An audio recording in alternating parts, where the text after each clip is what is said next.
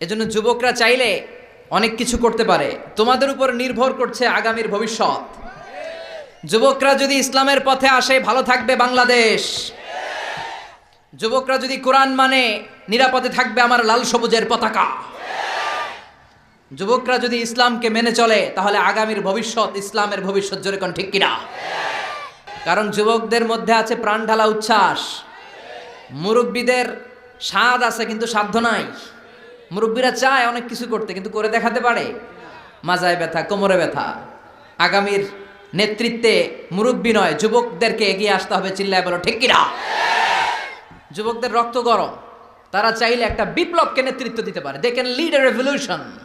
গোটা বিশ্বে যত বিপ্লব হয়েছে সব যুবকদের দিয়ে হয়েছে। সুবহানাল্লাহ পড়েন। এই যে কোটা আন্দোলনের বিরুদ্ধে বাংলাদেশে একটা বিপ্লব হয়েছে না? এখানে কি মুরব্বী চাচারা ছিল? কারা ছিল? আমার দেশের